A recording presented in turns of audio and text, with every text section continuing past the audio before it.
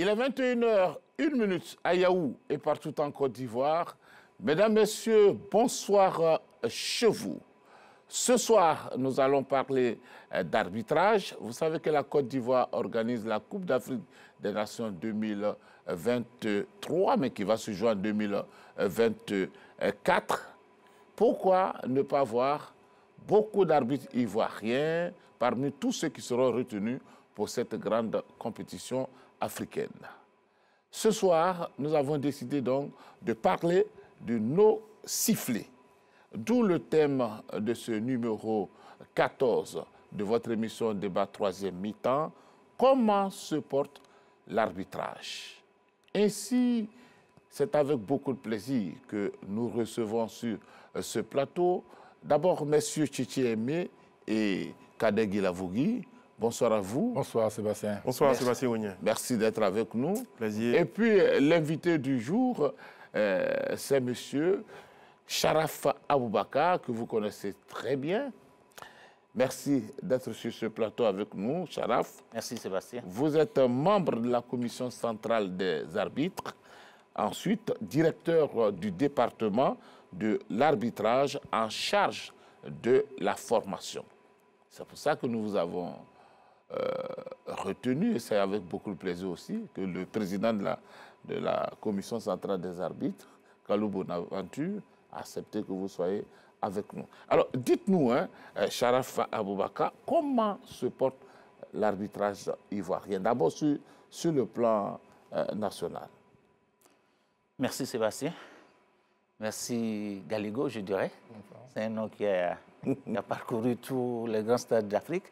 Merci Guilavogui. Merci aussi à la RTI. Merci pour la confiance que vous aviez faite au président Kalou Bonaventure pour me permettre de venir dire un peu la vérité sur ce qu'est l'arbitrage ivoirien aujourd'hui. Pour répondre à votre question, comment se porte l'arbitrage ivoirien? Eh bien, je vais vous dire très sincèrement, l'arbitrage ivoirien se porte très bien. Très bien sur le plan local et très bien sur le plan continental. Alors, quand vous dites très bien sur le plan continental d'abord, est-ce que nous sommes suffisamment représentés? Je vais quand même commencer par à faire un peu l'état des lieux, parce que pour arriver à votre question, il faut avoir fait l'état des lieux. Il faut dire que nous sommes arrivés aux affaires il y a seulement 8 mois. 8 mois qu'on nous a confié vraiment, je dirais, les destinées du département de l'arbitrage, c'est-à-dire l'arbitrage même ivoirien. Le président Kalou a été élu président, vous le savez très bien, et moi directeur du département. Certains se demandent est-ce que cette combinaison-là peut prendre? Eh bien, je veux vous dire, ça prend. La mayonnaise a pris et continue de prendre. Alors, nous avons fait l'état des lieux quand nous sommes arrivés. Je vais vous dire sincèrement que l'arbitrage ivoirien était difficilement représenté. Pour ne même pas dire, n'est pas représenté sur le plan continental. Vous serez surpris un peu de mes propos, parce qu'en championnat, ça se passe très bien. On joue les championnats, on a joué pendant les périodes des élections, on a joué pendant la normalisation, et on continue de jouer le championnat national. Mais ce n'est pas là le baromètre. Le baromètre, c'est au niveau international. Qu'est-ce que nous avions fait quand nous sommes arrivés? Après l'état des lieux, on a vu que l'arbitrage ivoirien n'était plus représenté au niveau de la CAF. Nos arbitres, surtout nos représentants qui sont les arbitres internationaux, n'avaient plus de désignation. Alors, la raison, c'est quoi? C'est manque de compétition ou bien insuffisance de compétition. Mais nous avons compris qu'il y avait insuffisance de rendement au niveau prestation des arbitres. Qu'est-ce qu'on a fait? On a demandé tout simplement de refaire, je dirais, le soubassement. C'est quoi le soubassement? Revoir l'organisation de l'arbitrage elle-même et passer à la formation de toutes les étapes qu'on a au niveau de l'arbitrage, c'est-à-dire au niveau de la Ligue 1, la Ligue 2, la D3, le football féminin, le beach soccer et le futsal. Voilà le défi qui nous attend. Mais par la gloire, la grâce d'Allah, de Dieu, on a réussi quand même à faire toutes ces formations-là. C'est la première fois depuis que la CCA existe. Et c'est des millions que ça a coûté. Parce qu'une seule, excusez-moi, une seule formation à elle seule coûte plus de 7 millions. C'est vrai que la FIFA nous octroie 50 000 $ par an, juste pour la formation. Mais j'ai dit cette somme-là ne suffit pas, je dirais, pour cerner toutes ces formations-là. Ça seulement, c'est le budget au niveau formation. Et quand vous regardez maintenant le budget au niveau les désignations des matchs, je vous assure que c'est dans les 200-300 millions si on fait le point. Donc cette formation a été faite. Je dirais, toutes ces formations ont été faites. Mais quand on finit une formation, qu'est-ce qu'on attend? Il faut voir si les apprenants ont cerné ce qu'on leur a transmis comme message. Mais le deuxième problème qu'on a en Côte d'Ivoire, c'est qu'aujourd'hui, on a environ 1000 arbitres. Mais ma grande surprise, c'est qu'on a 3 formateurs, ou 1000 arbitres. Incroyable, mais vrai. Je n'ai pas cru. Quand je mène mes enquêtes, je me rends compte qu'effectivement, il y a 3 instructeurs pour 1000 arbitres. Très peu. Ces instructeurs ont fait toutes les formations au niveau de la CAF. Ils sont reconnus par la CAF, reconnus par la CCA. Mais pourquoi est-ce qu'ils n'ont pas mis en place, je dirais, cette réforme-là pour qu'on ait d'autres formateurs pour prendre en charge les autres catégories? Et nous, c'est ce qu'on a fait en Côte d'Ivoire. Et c'est ce que j'ai fait avec l'accord du président Kalou. Après avoir formé toutes ces catégories, nous avons même formé les instructeurs. Aujourd'hui, qu'on a commencé à utiliser, on ne peut pas les utiliser en même temps, mais on a commencé à les utiliser. Il y a 2 qui sont partis pour le séminaire UFOA au Burkina Faso. Ils viennent d'arriver. Et aujourd'hui, ils travaillent bien avec les autres. Il y a un instructeur, pendant que je vous parle, qui est au Nigeria, pour un match de quart de finale. C'est pour dire que la CAF compte sur nous. La CAF reconnaît nos instructeurs. Maintenant, au niveau des prestations des arbitres ivoiriens sur le plan international. Comme je vous ai dit, après l'état des lieux, il n'y avait pratiquement pas d'arbitre représentatif. Est-ce qu'on va garder le même? Il fallait serrer la ceinture, fermer les yeux et faire le ménage. Nous avons réussi à faire ce ménage-là. Je ne vais pas citer des noms ici, permettez-moi, mais des arbitres qui ne répondent plus au niveau valeur intrinsèque, au niveau rendement, on leur a demandé tout simplement vraiment de céder leur place. Et c'est ce qu'on a fait avec le président Kalou. Et ces arbitres-là, on ne les a pas complètement chassés, mais on les a mis de côté. C'est-à-dire qu'on les a sortis du cercle des internationaux. Vous laissez la place à d'autres personnes. Nous l'avons fait il y a 4-5 mois qu'on l'a fait, mais je peux vous dire qu'aujourd'hui, ça a payé.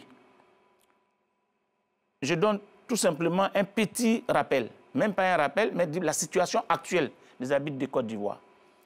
Pour la première fois, les arbitres de Côte d'Ivoire, et je disais tout à l'heure, ne sont pas représentés quelque part. Au niveau de la CAF, vous avez l'habitude de dire, c'est pour ça qu'on ne les voit pas, c'est pour ça qu'ils ne vont pas jouer. Et c'est vrai.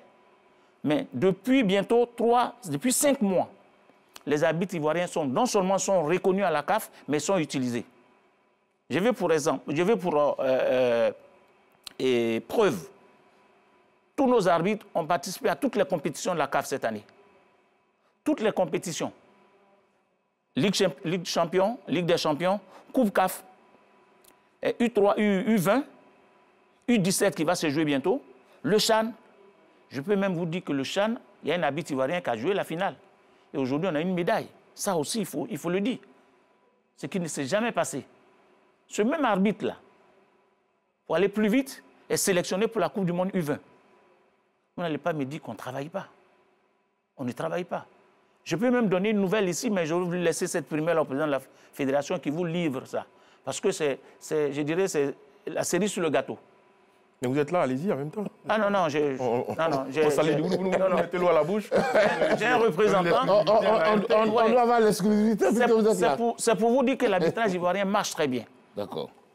L'autre preuve, l'arbitrage ivoirien aujourd'hui est représenté dans l'élite des arbitres africains. L'élite, c'est quoi?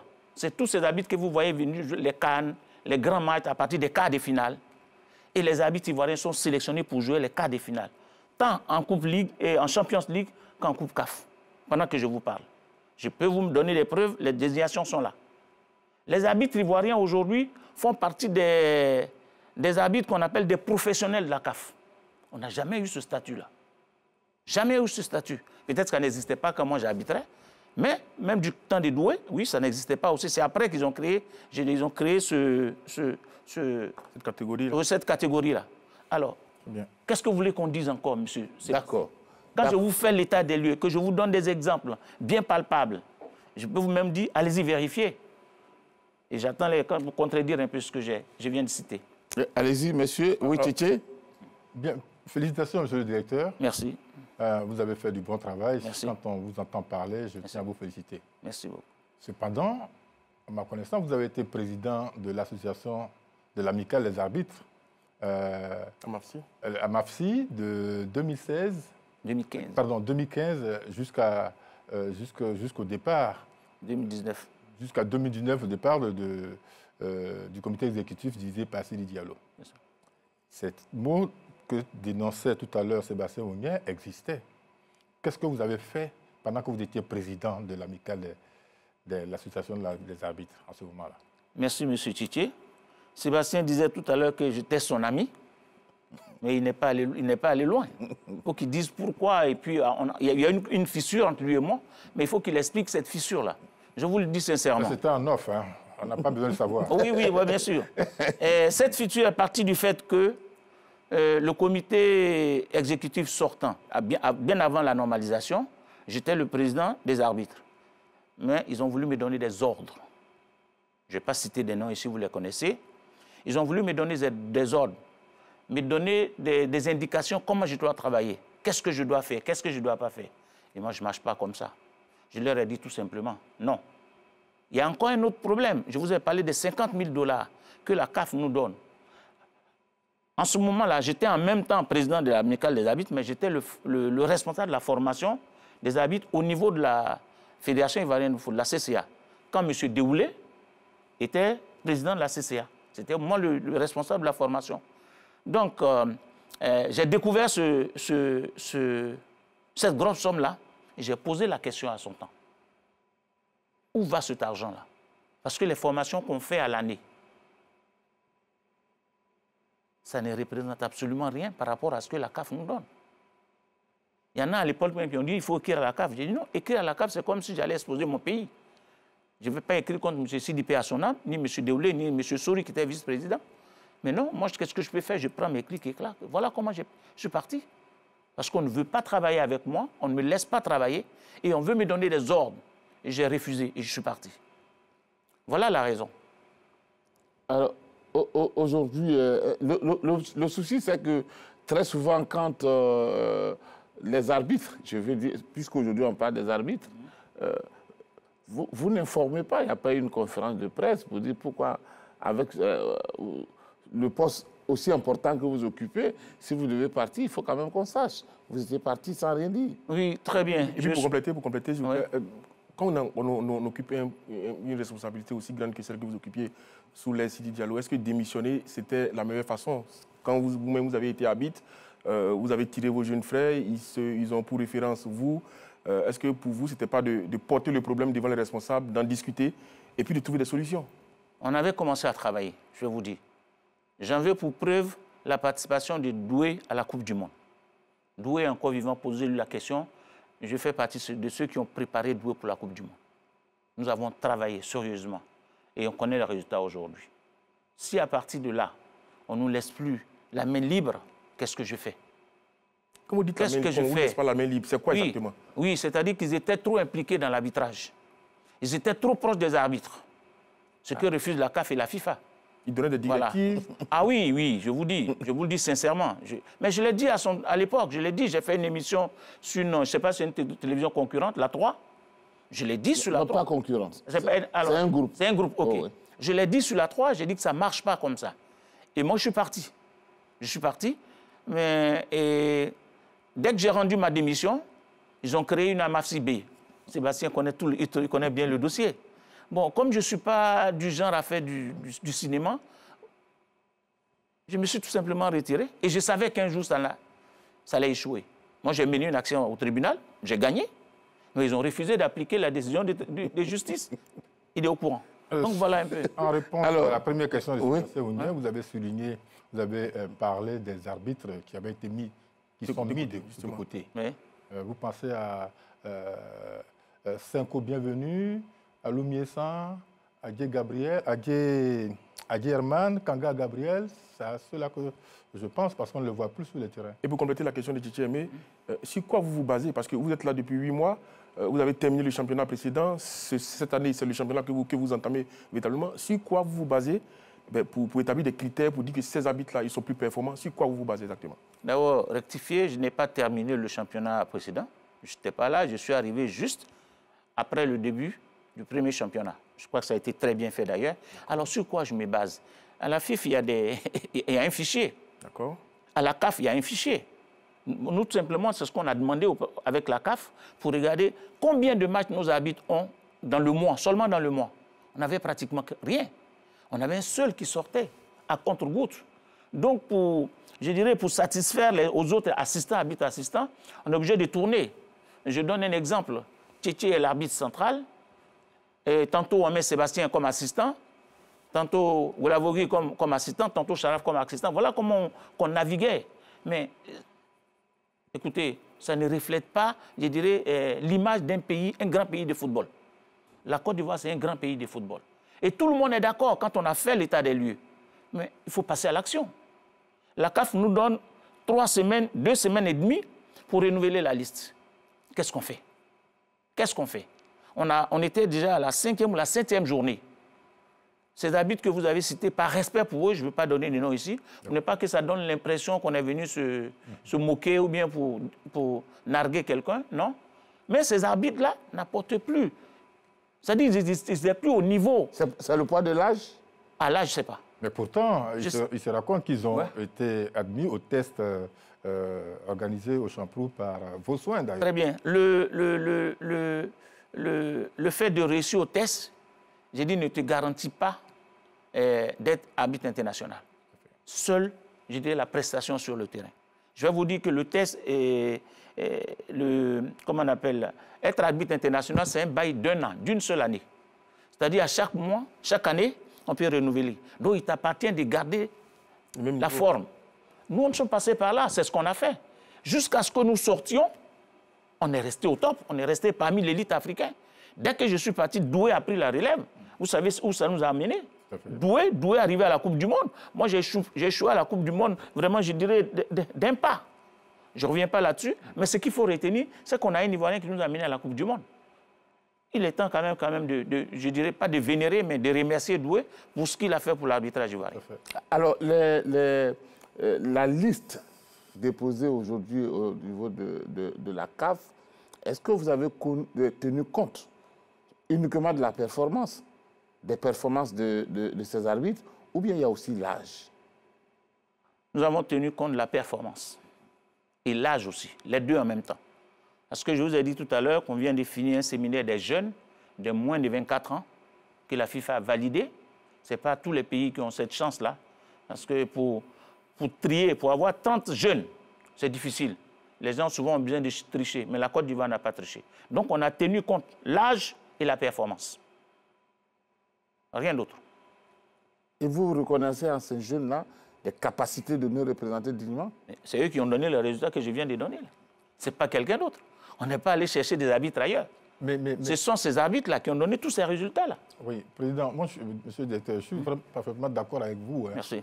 Sauf que on a toujours décrié ici le fait qu'il n'y ait pas d'arbitre ivoirien sur la scène internationale. C'est ça.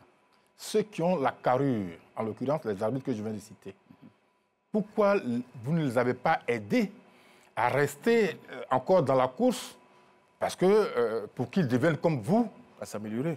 À s'améliorer. Ils n'étaient pas là. Alors le critère âge n'est plus à leur faveur. Ah oui, d'accord. Il y en a qui restaient 4 ans, d'autres restaient 3 ans, il y en a qui restaient 2 ans. On préfère prendre un jeune qui est là, qui a encore 10 ans sur la liste. Lui, après, il peut nous apporter quelque chose. Voilà un peu sur quoi on a travaillé. D'accord. Voilà. Alors dites-nous, vous avez très bien parlé, hein, parce que pour que les Ivoiriens comprennent exactement ce que vous dites, moi, je préfère que vous donniez un peu les noms de ceux qui sont actuellement désignés par la CAF dans les différentes compétitions. Ce n'est pas mauvais qu'on sache. Alors, le leader aujourd'hui, c'est M. Traoré Ibrahim Kalilou, d'accord, qui a été le 4e du demi-finale du CHAN, et son premier arbitre assistant, Ngo Adou, qui a fait la finale des U20, et qui aujourd'hui va à la Coupe du Monde. Le 3e, c'est Nouo Ouattara. Donc voilà notre trio choc aujourd'hui qui font partie de l'élite, africaine. Alors, vous l'appelez l'élite A, c'est ça? C'est l'élite A. Et je peux vous dire que, sans me tromper, nous pouvons dire que dans la prochaine CAN, si Dieu nous leur donne vie et bonne santé, ces 3 arbitres-là sont déjà pressentis pour être à la CAN. Voilà comment ça fonctionne. Alors, je peux me tromper, mais 2 sûrs, Kalilou, Ngouadou, sont sûrs d'être à la CAN. Parce que c'est dans ce lot-là qu'on prend les arbitres pour venir à la CAN. Actuellement, ils sont encore au quai, ils rentrent ce soir. Et chaque fois, la CAN organise des séminaires de remise et puis, voilà, pour booster un peu leur prestation. Donc ceux-là, ils sont des gens sur qui la CAF compte. Et puis derrière, on a d'autres jeunes qui arrivent. Par exemple, celui qui fait les quarts des finales des U20, Juan Clément, d'accord, avec un autre qu'on appelle Bamba Kalilou. Voilà encore des jeunes qui nous apportent beaucoup et dont la CAF fait confiance. Et l'un parmi eux aussi fait un match de Coupe CAF. Aujourd'hui, qu'est-ce que la FIFA a fait, la CAF fait? C'est qu'ils font ce qu'on appelle le mélange. Le mélange. Aujourd'hui, Kalilou, le trio est déjà fait pour la Coupe du Monde. C'est un arbitre sénégalais, il s'assit, un des arbitres même que moi j'ai coaché, quand il était arbitre, jeune arbitre FIFA. On nous les avait confiés pendant 2 ans, on les a suivis comme ça. Et aujourd'hui, je suis fier que ce garçon-là se retrouve à la Coupe du Monde avec un des nôtres. Donc, chaque fois, la FIFA, la CAF, fait des mélanges avec les arbitres des autres pays pour qu'ils puissent se familiariser. Alors, après Juan Clément, il y a encore un autre trio composé de... le plus jeune parmi eux déjà, c'est Vleyi Patrick. Vleyi Patrick, vous l'avez vu, il a commencé timidement. Mais aujourd'hui, j'ai dit, il approche l'élite, dépasse sa performance. Les performances, l'évaluation, ce n'est pas nous. C'est la CAF qui désigne des instructeurs neutres pour aller évaluer ces arbitres-là hors de la Côte d'Ivoire. D'accord? Mais les résultats que nous avons, je vous assure que c'est intéressant pour la Côte d'Ivoire. Donc voilà un peu comment ces arbitres-là font pour arriver à l'élite. D'accord. Alors, je peux? Oui, allez-y. Aujourd'hui, le football féminin, oui. Où il se trouve, l'arbitrage du football féminin, comment vous jugez la qualité de ces dames? De ces dames-là. Nos arbitres football féminin ont fait un bon qualitatif. Ça, il faut que je vous le dise. On a une qui a fait la dernière Coupe d'Afrique des Nations. Pas football féminin, arbitre tout court. Arbitre tout court, voilà. Non. Parce qu'il arbitre aussi des matchs de Ligue 1. Voilà. Alors, OK, vous voyez les prestations au niveau de la Ligue 1. Il y en a 3. Elles sont même 4, mais il y a une qui est malade en ce moment, Talou. Il y a Mme Sonia Zomadré. Il y a Apia Deko. Et puis Kosonou, Mme Kosonou Denise. Voilà le trio choc de football féminin. Celle même qui tire les autres vers le haut. Et qu'est-ce qu'on a demandé cette année? Si vous avez remarqué, les années précédentes, elles ne font pas le football masculin. Donc nous, pour leur donner la chance, aujourd'hui, là, leurs rivaux, ou bien je dis mais leurs rivales, comme ce sont des femmes, ce n'est plus en Côte d'Ivoire. Leurs rivales sont à l'étranger. Donc pour pouvoir rivaliser avec des femmes de l'étranger, il faut qu'ils côtoient le football masculin. C'est la meilleure manière de les former. Et je vous assure, vous êtes témoins, elles nous apportent satisfaction aujourd'hui. Mais derrière ces deux-là, derrière ces trois-là, il y a 2 autres, vraiment, qui nous apportent même plus que satisfaction. Elles ne sont pas internationales. Mais l'année prochaine, on a déjà fait la demande auprès de la FIFA. Je pense qu'Inch'Allah, la FIFA va accepter notre doléance. Il s'agit de mademoiselle, c'est quoi son nom? Ewi Wahan Odilon. Et puis Mena Marie. Ces 2 filles-là nous apportent beaucoup de satisfaction. Mais il n'y a pas qu'elles. Les autres aussi font des efforts. Mais elles ne sont pas encore à ce stade-là. Okay. Mais nous, on se donne, je dirais, la force de ramener, je dirais pratiquement, nous ne sommes pas des magiciens, hein, mais de ramener pratiquement la moitié au niveau des Zomadré et de Odilon. Il faut dire qu'entre Zomadré et Odilon, il y a une, et ça c'est notre espoir. D'ailleurs, même elle a été sélectionnée pour le championnat U20 des dames au Burkina Faso au mois de juillet. Il s'agit de Natacha. Natacha, quelque chose là, mais elle s'appelle Natacha. Voilà. Et donc voilà encore une, mais celle-là, elle est internationale. Donc voilà un peu ces femmes-là qui nous apportent satisfaction et qui font le football masculin. Alors, Sharaf, nous sommes... on va revenir maintenant en Côte d'Ivoire. Nous sommes à 6 journées de la fin de la deuxième phase de la Ligue 1, parce qu'après, il y a un carré là, surtout. Là où il y a, les gens se battent, les équipes en tout cas se battent, c'est pour soit rester en vie et on descend. Alors ici, on parle beaucoup des arbitres qui manquent d'être... en tout cas, il y a des coups de pouce de certains arbitres. Est-ce que vous, en tant que président directeur de l'arbitrage, est-ce que vous avez senti ça? Est-ce que des présidents de clubs se sont plaints? Est-ce que des entraîneurs se sont plaints à ce sujet-là? Sans rien vous cacher, le président Kalou et moi-même recevons chaque week-end des coups de fil. Vous dites, ah, viens voir mon match, ça se passe pas bien, tel arbitre m'a frustré. Effectivement, mais le degré de frustration, nous, on la quantifie comment? Si, par exemple, un arbitre prend une décision qui influence, qui impacte le résultat final du match, ça, c'est grave. Pour nous, c'est grave. Et on a connu cette année 5 arbitres qui ont fauté de cette manière. Nous les avons mis à l'écart pendant 3 mois et demi. C'est vrai qu'on n'a pas communiqué là-dessus parce qu'on n'a pas cette habitude, mais pour une fois, on a déposé le dossier devant la commission de discipline, qui est l'organe juridictionnel de la FIF. Parce que si vous voyez un peu le test de la FIF, nous, en tant que commission, on n'a pas le pouvoir de suspendre un arbitre. Donc, on a confié le dossier pour suivre un peu les directives. Et ces arbitres-là ont été mis à l'écart pendant 3 mois et demi. Ils ont commencé à jouer que la semaine dernière. Donc, c'est pour dire que nous sommes regardants sur la prestation des arbitres. Mais nous sommes des humains. Il y a des fautes qu'on appelle des fautes mineures. Ça peut arriver à tout le monde. Mais le plus grave, si vous sifflez un pénalty qui ne mérite pas d'être sifflé, ou vous refusez de siffler un pénalty qui mérite d'être sifflé, pour nous, vous impactez le résultat final du match. Et là, nous sommes vraiment intransigeants là-dessus. Il faut sanction.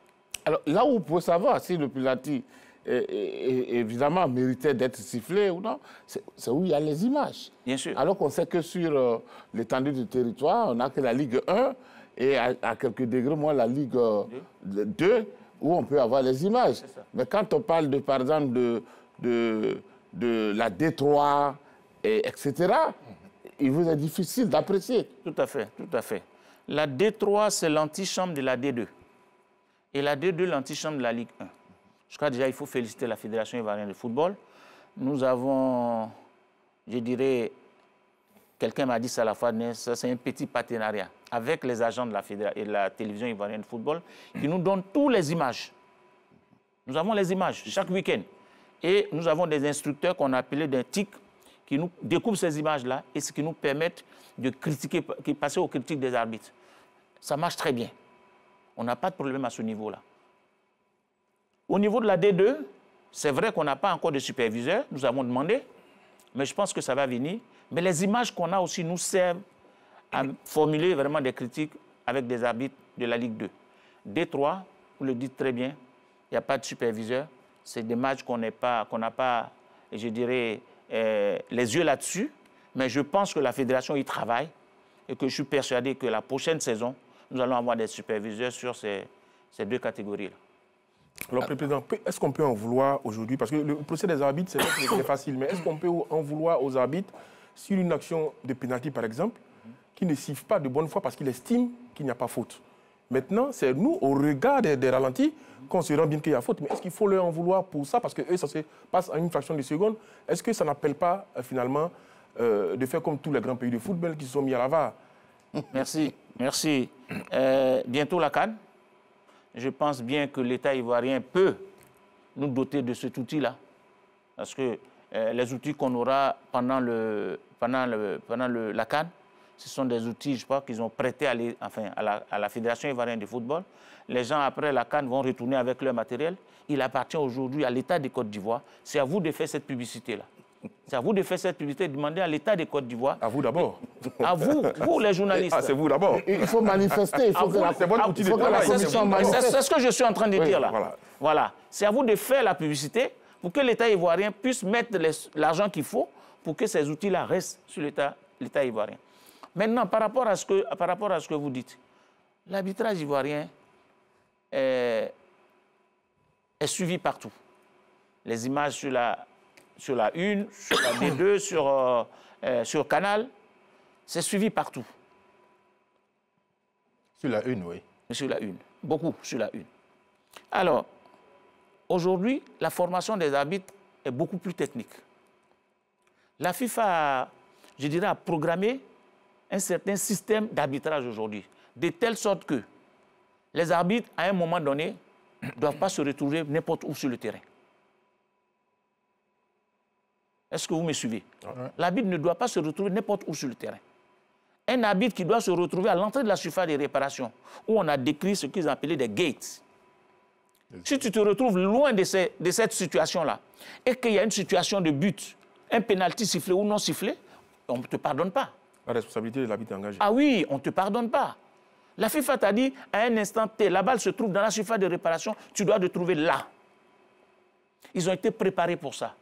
Physiquement, psychologiquement, les arbitres d'aujourd'hui ont été préparés pour ça. Et je peux vous dire, les arbitres ivoiriens répondent bien. Si tu n'es pas à l'endroit où il faut et qu'il y a un problème, même... Alors, je vous pose un cas pratique. Ouais. À SEC, c'est au stade Robert Champrou. Oui. C'est pénalty qu'on accorde à la SEC. Ouais. Vous avez revu les images certainement, je ne sais pas si vous avez les images, mais ce pénalty-là, il continue à faire débat. Ce pénalty accordé à la SEC, pénalty, une faute qui n'existe pratiquement pas sur Salifou Dialasoba, qui donne un pénalty à la SEC et qui permet à la SEC de revenir dans le match et de finir la rencontre à 1-8 partout, alors que la victoire se dessinait pour le COK. Le nom de l'arbitre. Malheureusement, je l'ai... Le nom de l'arbitre. Et c'est ce que je suis en train de vous dire tout à l'heure. Tous les arbitres qui ont sifflé des situations comme ça ont été suspendus. Cet arbitre-là, moi j'ai encore l'image en tête, on l'a mis de côté pendant 3 mois. Voilà. Nous, c'est ce qu'on peut faire. Et quand ils reviennent, ils deviennent meilleurs. Ils se disent que cette situation ne peut plus m'arriver. Et voilà comment nous, on fonctionne. Est-ce que ça, c'est un problème de positionnement ou d'appréciation ou bien les deux à la fois. Je ne vais pas faire les cours d'arbitrage ici, mais les deux à la fois. Alors, mais nous, oui, alors Président, il y a quelque chose qui m'inquiète quand même. Il semblerait, parce que vous avez dit que tout se passe bien, et ça, je vous félicite pour tout le travail que vous êtes en train de mettre sur place en ce moment, qui porte ses fruits. Mais il semblerait que l'association des arbitres de Côte d'Ivoire, la MAFSI, a saisi la CAF pour... Non, pas la CAF, je crois bien le TAS ou la FIFA, parce qu'ils ne sont pas d'accord pour la désignation d'abord de Kalou Bonaventure et puis de certains arbitres qui se retrouvent sur la liste dont vous parlez. Est-ce que vous êtes au courant de cette lettre? Merci Sébastien. Je vous ai dit, quand on parlait en off, que je ne voudrais pas parler de l'amicale des arbitres parce que je suis venu ici en tant que directeur de département. Mais vous avez dit un nom, et je vais sauter sur ce nom-là pour vous donner quelques précisions. Kalou Bonaventure. Le président Kalou Bonaventure a été nommé en tant que membre du comité exécutif. Et les thèses de la CAF et la FIFA sont claires là-dessus. Pour être président de la commission des arbitres, il faut être soit ancien arbitre ou membre du comité exécutif. Le président Kalou est bien membre du comité exécutif. Où est le problème? Je vais revenir encore en arrière, peut-être 20 ans en arrière. Un monsieur charmant, commissaire Djama, il a dirigé l'arbitrage ivoirien pendant plus de 5 ans. Il n'a jamais été arbitre. Après lui, un passé très récent, Dr Kona Amédé, il a divisé le département des arbitres et la commission des arbitres pendant 4 ans. Il n'a jamais été arbitre. Après lui, M. Déoulé Omer, avec qui j'ai travaillé, parce que j'étais le responsable de la formation, quand il était président de sous les Sidi Diallo, paix à son âme, Sidi Diallo, le premier mandat du président Feu Sidi Diallo, M. Déoulé était président de la commission des arbitres. Mais à ce moment-là, on n'a pas crié au scandale. Et ceux qui ont écrit à la CAF et à la FIFA étaient bien arbitres à l'époque.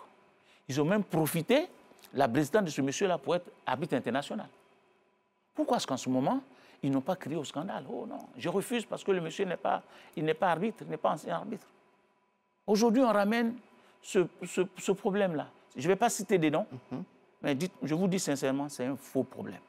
Faux problème pourquoi? C'est que la FIFA est trop regardant en matière d'arbitrage. La FIFA ne veut même pas que quelqu'un touche à ses arbitres. Je vous explique. Vous voyez, autant que nous sommes à la Fédération ivoirienne de football, quand il y a un document qui concerne l'arbitrage, la FIFA ne veut même pas que d'autres, je dirais, organes de la Fédération gèrent le dossier, sauf le directeur de département. Pas moi en tant que tel, mais dans tous les pays, c'est comme ça maintenant. De telle sorte qu'il y a problème, c'est lui qui rend compte. Bien. Vous voyez comment il fonctionne? Non, je vous dis un peu comment il fonctionne. Voilà comment il fonctionne. Bon, si quelqu'un se lève, je suis quoi, un ancien arbitre, un ancien arbitre international, mais la FIFA veut voir clair, c'est normal. Ils voient clair, ils ont interrogé les uns et les autres. Alors, ils nous font dire qu'il y a un courrier qui arrive, nous on attend le courrier. Mais je peux vous dire que ça n'ira pas loin, parce qu'on n'a commis aucune erreur, on n'a commis aucune faute, on n'a frustré personne, on n'a fait que développer l'arbitrage. Alors ensuite, il y a aussi les programmations des matchs dont certains arbitres disent qu'ils sont mis de côté. Sur ça, Sébastien, oui. Je vais juste apporter. Allez-y. Les arbitres ivoiriens sont-ils suffisamment nombreux pour pouvoir arbitrer les matchs de la Ligue 1, la Ligue 1 D2, de toutes les compétitions? Ah, je peux vous dire même, ils sont nombreux. Ils sont nombreux. Ils sont nombreux. Pourquoi? Cette année, le président Idriss Diallo a demandé, quand on a fini les séminaires, le président a parlé de cohésion. Vous avez vu dans ses propos, il a parlé de cohésion. Il était question qu'on sélectionne, on fasse encore une double sélection. Le président a dit, pour ne pas donner l'impression de frustrer les uns et les autres, vous gardez tout le monde. Et vous travaillez avec les meilleurs. Très bien. Voilà le langage, ça a été clair. Et quand le président Kalou est arrivé, Kalou a assisté aux ouvertures, aux clôtures de tous nos séminaires, il a mis l'accent là-dessus aussi. Personne ne rentre à la maison, mais sachez qu'on est venu faire des sélections. Et ce sont les meilleurs qu'on va utiliser. Qu'est-ce qu'on a fait? Pour contenter tout le monde, pour ne pas qu'il y ait des frustrés. La première phase du championnat, que ce soit en Ligue 1, Ligue 2, D3, football féminin, les arbitres ont joué sensiblement le même nombre de matchs. Est-ce que vous me suivez? Le même nombre de matchs. Si vous avez joué le même nombre de matchs, qu'on tombe à la deuxième phase, les 4-5 premiers matchs de la deuxième phase, on a reconduit le même système. Mais après, on ne va plus reconduire. Parce que plus on avance, plus les matchs sont chers. Les rencontres sont chères. Donc, qu'est-ce qu'on a fait? On a utilisé seulement que les meilleurs. On a fait un classement. Dans ce classement-là, c'est les meilleurs qu'on utilise. Vous allez remarquer qu'il y a des arbitres qui jouent 2 week-ends, un match sur 2. Il y en a même qui jouent 2 matchs. Si, par exemple, dans la programmation, ils ont joué lundi, d'accord, s'ils ont joué lundi, et que la prochaine journée, c'est pour dimanche, vous voyez déjà qu'il y a 5 jours, ils sont programmés. Ce qu'on ne fait pas, c'est de les faire jouer dans la même journée. Ouais. Je vais répondre sur ça. Oui, allez-y. Quadio, Théodore et Kwasi Olivier, vous vous souvenez d'eux? Oui. Ce sont vos arbitres? Oui. Pourquoi ont-ils joué 2 matchs dans la même journée? Merci beaucoup. Dans la programmation, effectivement, les noms affichent 2 matchs. Mais en réalité, ils n'ont pas joué les 2 matchs. Je vous explique. Quand on fait la programmation, c'est nous qui faisons la programmation des matchs. Nous remettons ça à la Ligue professionnelle. La Ligue professionnelle qui remet ça à la comptabilité pour décaisser les fonds pour les commissaires, tout le monde là. Alors, il y avait 2 matchs qui se croisaient. Le deuxième match, ils nous l'ont donné souvent quand on avait déjà fini le premier. Vous avez vu? Le premier, on a vu, mais on n'avait pas le début du deuxième match. Donc, il s'est trouvé que cet arbitre-là, il jouait samedi, et puis vous avez remarqué, il joue dimanche. Ouais. Mais dimanche, là, c'est une autre journée. Ce n'est pas la même journée. Et qu'est-ce qu'on a fait? On a corrigé tout de suite. Ces arbitres-là, on les a sortis, on a mis d'autres à leur place. Donc, on n'a même pas laissé perdurer la situation. Mais ça, ce n'est pas de notre faute. Ça, c'est la faute à la programmation à un moment donné. Mais ça a été corrigé. Et si vous avez remarqué, depuis, il n'y en a plus eu ce problème-là. D'accord. Voilà. Il revient également que les programmations sont très justes. Je veux dire par là qu'avant, dans vos programmations, c'était 3 jours, 4 jours, 5 jours avant. Ouais. Aujourd'hui, c'est pratiquement 24 heures. Et ça ne suffit pas toujours pour les arbitres selon les informations que j'ai. Demandez-leur de nous donner des preuves. Quand ils parlent, demandez des preuves. Moi, je ne me reconnais pas dans ce que vous venez de dire. Très sincèrement. Okay. Merci. Mais c'est quoi l'information? C'est quoi la procédure? Les arbitres sont désignés à quel moment? Les arbitres sont désignés, je donne un exemple. Nous sommes à la 24e journée. D'accord? 25e journée. 25e journée, pardon. Le week-end prochain. Le week-end prochain, la 25e journée. Tous les arbitres qui jouent 25e journée ne sont pas systématiquement reconduits pour la journée qui suit. 26e journée. Voilà. Les arbitres qu'on peut reconduire pour la journée qui suit, parce que tout le monde ne joue plus. Hein. Il y en a qui sont déjà à la maison parce que la performance... Quel est le délai de programmation à l'heure actuelle? Non, non, il n'y a pas de délai de programmation. C'est la Ligue professionnelle qui nous donne les dates. C'est en fonction des dates que nous on fait la programmation. On nous donne une date aujourd'hui. Je vous donne l'exemple. Aujourd'hui, par exemple, on a validé, enfin, nous, à notre sein, on a validé la 25e journée Ligue 1 et la 21e journée Ligue 2. Tout à fait. D'accord? Si demain, on nous donne une autre journée, nous, on va le faire. Hein? Mais déjà qu'on a connu une première... comment on appelle, une première situation que vous venez de citer tout à l'heure, qu'est-ce que nous on attend? On attend que la journée finisse, cette journée-là se termine d'abord avant de rendre public la journée qui suit. En ce moment-là, vous allez voir que ce sont les arbitres qui ont joué les premiers matchs. Si on doit les reconduire, s'ils ont été performants, on doit les reconduire. Ce sont les arbitres qui ont joué le premier match qui peuvent jouer dans la deuxième journée à raison de 5 matchs et 5 jours d'écart. Voilà comment on fait. Regardez les désignations. Parce qu'il y a, compte tenu par exemple des dates FIFA, ouais. Il y a des matchs qui se jouent samedi, dimanche, lundi, et puis à partir de jeudi, vendredi, il y a encore d'autres matchs qui se jouent. Là, le mélange se fait à partir de... Non, non, nous, on n'a pas ce problème-là. Pourquoi? Parce que, comme je vous ai dit, nos internationaux sortent beaucoup. Et on peut avoir trois trios, mais comme c'est 4 maintenant, on peut avoir 4 qui sortent en même temps. On a connu ça, qui sortent en même temps. Donc, cela ouvre la porte à certains qu'on a mis en stand-by. C'est l'occasion de venir nous prouver encore que je me suis entraîné, j'ai retrouvé la plénitude de ma forme, je peux jouer. Donc, quand on fait ces désignations-là, mais on ne va pas oublier ceux qui sont sortis, parce qu'ils vont revenir. Quand ils reviennent, ils sont prioritaires sur la prochaine désignation. Parce qu'il faut qu'on les utilise de manière régulière pour qu'ils soient performants à l'étranger. Mais ce que je voulais savoir, excusez-moi, ce que je voulais savoir juste pour terminer sur cette question, moi je suis Kéké Aimé, je dois arbitrer un match le week-end. Ouais. À quel moment vous me dites que je dois arbitrer un match le week-end? Très bien. Nous sommes aujourd'hui jeudi, c'est ça? Oui. Nous sommes jeudi. Non, aujourd'hui c'est mercredi. C'est mercredi, exactement. La Ligue professionnelle nous donne les désignations lundi. Généralement même le dimanche, c'est-à-dire la date du dernier match, de la dernière journée en cours. Tout à fait, tout à fait. Donc, nous, on travaille lundi, mardi et mercredi sur les désignations. Généralement, la Ligue 1, la Ligue 2, D3, football féminin. Maintenant, au football féminin, la Ligue 1, Ligue 2. Vous voyez, ça fait du monde. Mais en plus de ça, il y a le district, les DR aujourd'hui. Ouais. Donc, on a plus de 150, 200 matchs par jour, par journée. Par journée. Par journée, ouais. Par journée. Donc, une fois que ces désignations sont faites, mercredi, nous sommes prêts. Voilà l'exemple palpable. Aujourd'hui, nous sommes prêts pour la journée qui suit. C'est-à-dire les matchs qui vont commencer ce week-end. On a déjà donné les documents à M. Diefonier, que je salue au passage. On a déjà donné le document à M. Diefonier, qui va le traiter avec ses collaborateurs et qui vont remettre au DEX, qui lui, à son tour, va remettre à la comptabilité, qui vont faire suivre le dossier. Donc voilà comment on fonctionne.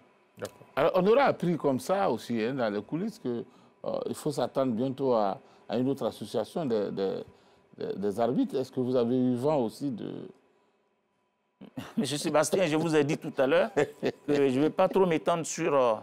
je serais venu avec quelqu'un qui est beaucoup plus outillé que moi. Vous savez que j'ai été président de la MAFSI. Oui. Je suis parti de manière irrégulière. Vous avez démissionné. Et vous le savez très bien. Vous avez refusé même de m'inviter sur votre plateau. Je suis parti de manière irrégulière. Enfin, la phrase est sortie. Hein? Ah oui, c'est ça. Il a refusé de me... Parce qu'il était ami à mon frère aussi, parce que l'autre, c'est mon frère. On a grandi ensemble. On a fait les mêmes écoles. D'accord. Donc, il a refusé de m'inviter. J'ai protégé ma corporation. J'ai protégé la Côte d'Ivoire. parce que j'avais une décision de justice en main. Ce que les gens ont fait là, moi, je pouvais écrire à la FIFA, à la CAF.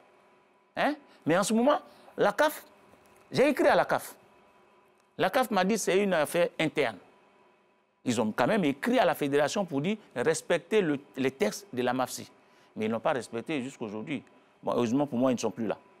Mais quelle est votre position exacte en tant que directeur de l'arbitrage et de la formation au niveau de la Fédération ivoirienne de football? La Côte d'Ivoire va organiser la CAN dans quelques mois. Les bruits courent que les arbitres ne sont pas unis. Quelle est votre position exacte dans cette situation? Oui, ce mot-là me perturbe un peu. Si les arbitres ne sont pas unis, bon, ben, qu'est-ce que vous voulez qu'on fasse? C'est qu'il y a des gens... En tout cas, qu'on le veut ou non, on attend des grognements. Voilà. Ah, ceux qui grognent, qui viennent se plaindre à la fédération, on les décrit à la CAF et à la FIFA. Le président Idriss Diallo reçoit tout le monde. Même les leaders de ceux qui grognent, il les reçoit. Le président Kalou reçoit. Même le leader de ceux qui grognent, le président Kalou les reçoit. Qu'est-ce qu'ils veulent? Peut-être qu'ils veulent que nous, on s'en aille pour qu'ils viennent s'installer. Mais malheureusement, ils n'ont pas la compétence. Alors, aujourd'hui, après vous avoir écouté, hein, je pense que tout semble aller dans le bon sens. Alors, ce qu'on veut partager avec vous, hein, c'est surtout l'avenir du corps arbitral en Côte d'Ivoire. Est-ce qu'ici, 3 ans, 4 ans, on verra plus d'arbitres ivoiriens? Ah oui, bien sûr. Je vous ai dit tout à l'heure que l'arbitrage ivoirien draine du monde. Nous sommes environ 1000 et quelques. Je veux dire, même si je vais être précis, on a environ 1300 arbitres. Mais aujourd'hui, on n'a pas pu utiliser les 1300 arbitres et pourtant on peut les utiliser avec l'avènement du district et des DR. Qu'à votre temps, vous n'avez pas organisé, Sébastien, je vous le dis directement sur votre antenne. Si vous l'avez organisé, on ne serait pas là aujourd'hui. En ce qui concerne les arbitres... Mais moi, je n'étais pas à la FIFA. Hein? Vous étiez là d'une manière ou d'une autre. Oui, vous étiez à la FIFA d'une manière ou d'une autre. Alors, au niveau des arbitres aujourd'hui, il y a la relève. Il y a des jeunes compétents. Ça, je vous le dis sincèrement. Parmi ces 1200 que je viens de citer, pour l'instant, on n'utilise seulement que 800. Pourquoi les autres sont restés à la touche? Ce que je vous ai dit, il y a 2 phases pour être sélectionné. La visite médicale. Il faut la réussir. Ça, c'est un premier passage. Et puis, il y a les tests physiques. Si tu ne réussis pas à ces tests physiques-là, mais écoutez, tu ne peux pas participer au championnat organisé par la Fédération ivoirienne de football. Donc, voilà pourquoi ces jeunes, des vrais jeunes, et ça, je le dis bien, des vrais jeunes qui sont restés sur le tartan. Mais je vous assure que l'année prochaine, tous ces jeunes-là promettent de revenir à la compétition. On aura un nombre beaucoup plus pléthorique de... Alors, M. Jaraf, je voulais revenir sur un sujet pour moi. Est-ce que si demain c'était à refaire au niveau du président de la commission arbitrage, est-ce qu'il n'aurait pas fallu un ancien arbitre pour gérer cette commission-là? Parce que je me rappelle que Sidi Bekaï, en 2015, lors de son passage ici à Abidjan, avait dit que la FIFA souhaitait que ce soit des anciens arbitres qui soient à la tête de ces commissions parce que c'est des questions techniques. Est-ce que pour vous, je vous le demande en toute honnêteté, est-ce que pour vous, l'idéal ne serait pas qu'on mette un arbitre à la tête de cette commission-là? Oui, l'idéal voudrait que dans chaque département, ce soit le technicien, je dirais, qui a vécu les réalités de ce département-là, qui le dirige. Mais dans ce même texte, la FIFA dit peut être président de la commission, un membre du comité exécutif. C'est la même FIFA, la même FIFA qui dit ça. Monsieur Sidi Bekaï, dont vous faites mention, il a eu ce problème dans son pays. Il a eu ce problème au Mali. Personne n'a crié au scandale. Mais aujourd'hui, c'est lui qui gère la commission centrale des arbitres aujourd'hui. Ce n'est pas un problème. Je vais vous le dire sur ce plateau-là, qu'on comprenne. Ce n'est pas un problème. Est-ce que ce n'est pas parce que vous, aujourd'hui, vous êtes le bras droit de Kalou, que ce n'est pas un problème? Est-ce que vous, dans la position des autres, est-ce que vous auriez accepté ça? Mais je vous disais tout à l'heure que j'étais membre de la commission des arbitres sous monsieur Sidi Bekaï, paix à son âme. Je travaillais avec M. Deoulé. Alors, qu'est-ce que vous voulez que je dise d'autre? J'ai travaillé avec Deoulé, je sais très bien qu'il n'est pas président de la fédération. On a travaillé ensemble. On a travaillé, on était arbitre, on a travaillé avec M. Dr Djama Djama, et oui, comité Djama Djama. Et puis on a travaillé avec Dr Kona Amédée. Alors pourquoi cette question? D'accord. D'accord, monsieur. Non, attends, je vais bien répondre à Cadet. Il faut qu'il comprenne. Presque à la fin. Oui. Oui, allez-y. Déjà? Oui. Ah non. Allez-y rapidement pour votre conclusion. Monsieur Cadet, je vais vous dire sincèrement, ne voyez pas de cette manière-là. Ce que moi je suis venu dire sur ce plateau, l'arbitrage ivoirien se porte très bien. Alors, quel conseil vous donnez à toute cette jeunesse aujourd'hui qui attend d'être grand champion, enfin grand arbitre en Côte d'Ivoire, et surtout en cette fin de championnat, quel conseil vous donnez à ces arbitres? Et pourquoi il n'y a pas d'académie d'arbitres en Côte d'Ivoire? Alors là, c'est un autre débat. Non, mais s'il vous plaît, allez-y. Oui. C'est la conclusion, hein, parce que là, je crois que ça va, les deux vont ensemble. Hein. Les deux vont ensemble. L'académie, c'est une école, hein, c'est une école de formation, c'est tout. On utilise le mot académie, un centre de formation, je crois que ça veut dire la même chose. Mais nous, on a des jeunes. Et je dis bien des vrais jeunes. Vous savez qu'à l'époque où les Tchétchés aimaient jouer, il y avait des gens qui avaient... vraiment, ils avaient des âges qui ne correspondent pas à...